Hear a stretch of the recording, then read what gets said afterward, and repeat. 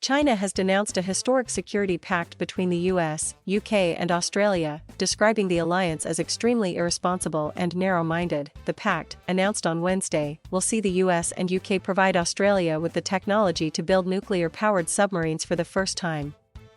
It is being widely viewed as an effort to counter China's influence in the contested South China Sea. The region has been a flashpoint for years and tensions there remain high. On Thursday, Chinese Foreign Ministry spokesman Zhao Lijian said the newly announced alliance risked severely damaging regional peace and intensifying the arms race.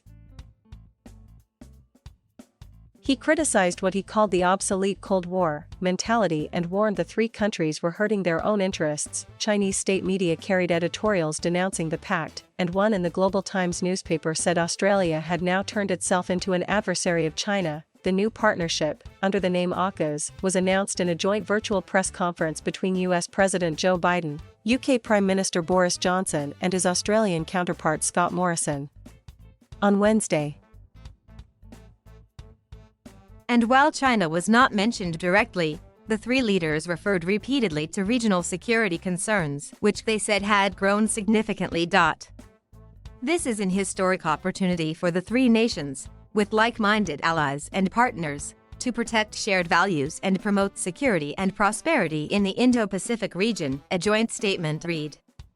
The Aukus alliance is probably the most significant security arrangement between the three nations since World War II. Analysts say the pact will focus on military capability, separating it from the Five Eyes intelligence-sharing alliance, which also includes New Zealand and Canada. While Australia submarines is the big-ticket item, Aukus will also involve the sharing of cyber capabilities and other undersea technologies.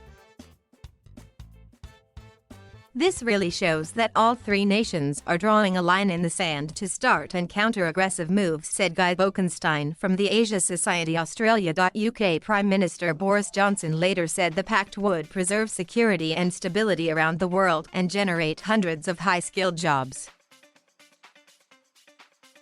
It is growing its Navy Air Force at a huge rate. Obviously, it is engaged in some disputed areas, he said. Our partners in those regions want to be able to stand their own ground.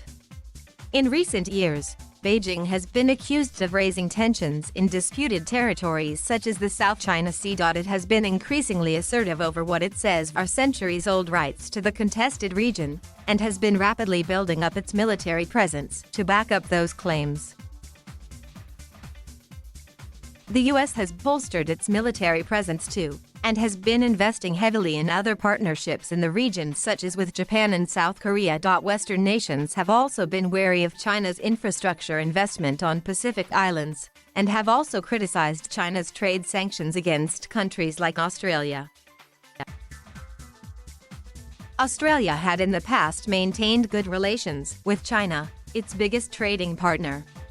But the relationship has broken down in recent years amid political tensions. But there is tension now too with France, after Australian tore up a $50 billion deal to build 12 submarines by signing this new pact.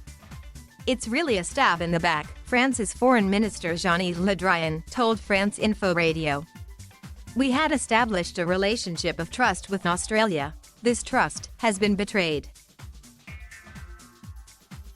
The nuclear-powered submarines Australia will now be able to build are much faster and harder to detect than conventionally powered fleets. They can stay submerged for months, shoot missiles longer distances, and also carry more. Having them stationed in Australia is critical to US influence in the region, analysts say.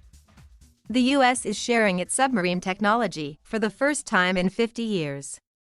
It had previously only shared technology with the UK. Australia will become just the seventh nation in the world to operate nuclear-powered submarines, after the US, UK, France, China, India and Russia. But they will not carry nuclear weapons, and Australia has reaffirmed it has no intention of obtaining them. Meanwhile, New Zealand said it would ban Australia's submarines from its waters, in line with an existing policy on the presence of nuclear-powered submarines. New Zealand, although a Five Eyes member, has been more cautious in aligning with either the US or China in the Pacific. Prime Minister Jacinda Ardern said her nation had not been approached to join the pact.